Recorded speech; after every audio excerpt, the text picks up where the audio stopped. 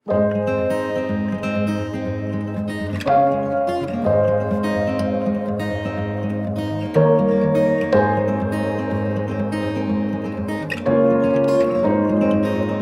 मतलब चल लिए आप सब। हाँ सर, सोचे नहीं थे कभी कि सोचे नहीं थे? कभी नहीं सर, सपना में नहीं। बड़ी तकलीफ होती थी पैरों में, लेकिन 4-6 दिन के बाद ऐसा लगा कि कुछ है भी नहीं, एकदम अब पैर ठीक हो गए आपके? बिल्कुल सब कुछ बढ़िया, फर्स्ट क्लास। स्टार्टिंग में बोला गया था ना सर कि 5 मंथ आप लोग को रहना है, ये तो लोग को लगता था 5 महीना कैसे बीतेगा। मीडिया पे दिख रहा है कि भैया देश में आग लगी हुई है, हिंदू मुस्लिम हिंदू मुस्लिम हिंदू मुस्लिम, और हम मतलब साउथ से नॉर्थ चले हैं और एक व्यक्ति ने कुछ बुरी बात नहीं बोली, एक व्यक्ति ने कुछ गलत नहीं बोला, एक व्यक्ति ने कुछ मतलब धमकी नहीं दी। एक्चुअली ये मानव का असल स्वभाव यही है कि उसके अंदर बैर नहीं है, लोगों को भड़काया जाता है, पर असल में जो भारतीय हैं वो बहुत प्यार मोहब्बत और भाईचारे वाले हैं। ईस्ट इंडिया कंपनी 2 है आज सरकार में बैठी, तो से वही खेल है, चीजें वही है, और एक ही चीज इसमें ये ईस्ट इंडिया कंपनी है या ये वेस्ट इंडिया कंपनी है? जब देश की आज़ादी की लड़ाई लड़ी जा रही थी तो एक ही अखबार था पंजाब केसरी, लेकिन फिर भी गांधी जी कुछ कहते थे, बात कितनी तेजी से फैल जाती थी। अब आपने जो रास्ता अपनाया कि हम रास्ते से चल रहे हैं तो लोग हमें देख पा रहे हैं, हम अखबार का काम कर रहे हैं। मध्य प्रदेश में I was speaking to a BJP supporter. मैंने उससे पूछा कि आपको क्यों लगता है कि राहुल गांधी जी को ऐसा क्या पता था कि उन्होंने कोरोना के लिए पहले वार्निंग इशू की और मोदी सरकार इस चीज़ के ऊपर रिलैक्स थी।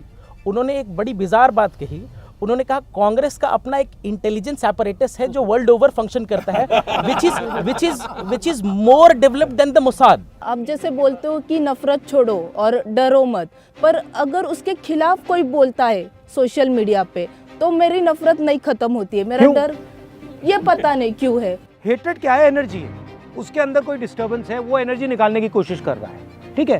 वो कुछ भी कर ले, कहीं भी धकेले, जैसे ही मैं उसके काउंटर नहीं जाऊंगा वो मेरी है। अगर मैं उसके काउंटर जाऊंगा, धकेलो।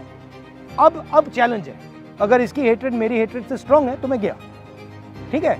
अगर मैंने रेजिस्ट किया, अब वो कर रहा है, रेजिस्ट दबाओ, अब कोई प्रॉब्लम नहीं, और वो कुछ भी कर ले, लैंड ही नहीं करेगी, ठीक है? अब मैं यहाँ से आऊंगा, ठीक है? तो ये आप ये सोच रहे हो कि मेरे ऊपर हेट का इफेक्ट नहीं पड़ता है। Hate is ineffective, it's useless.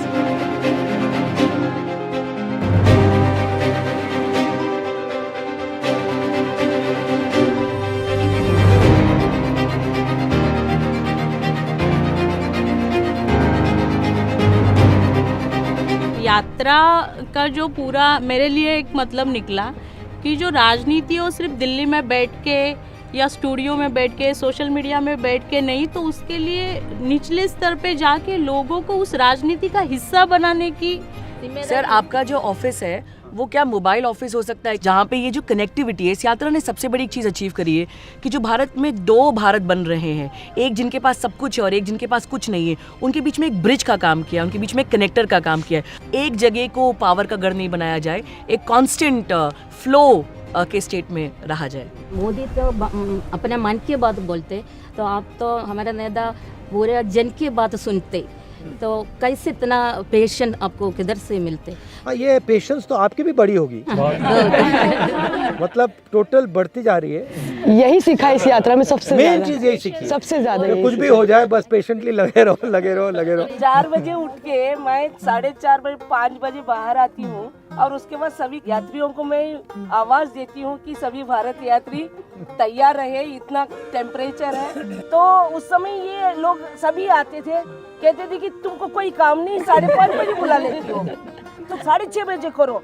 उसी समय के 6 बजे से आगे बढ़ ही नहीं रहे, फिर दोबारा आपने बोला हरियाणा में भी पंजाब में मुझे सिक्योरिटी वालों ने चिट्ठी लिखी थी कि तो आपको 6 बजे नहीं 7 बजे करना ही पड़ेगा। तो फिर मैंने कहा ठीक है भाई, अब सिक्योरिटी वालों ने कह दिया तो मैं फंसाऊंगा नहीं। का टाइमिंग पीछे कर दिया था आधा घंटा, मगर मुझे लग रहा था उसमें कुछ साजिश थी कि मतलब आप लोगों ने पुलिस वालों को बताया कि भैया 7 बजे शुरू करा, ऐसा कुछ था उसमें। राजस्थान से पहले डेलीगेशन बनाया था कि हम राहुल जी को ना एक ज्ञापन देंगे कि सर 1 घंटा थोड़ा बढ़ा दीजिए, बट आपने पोडियम से जब कह दिया, जब आपने पोडियम से कह दिया तो सब एक दूसरे की शक्ल देखते हैं। मुझे पहले इन्फॉर्मेशन मिली थी कि आपका डेलीगेशन आ रहा है।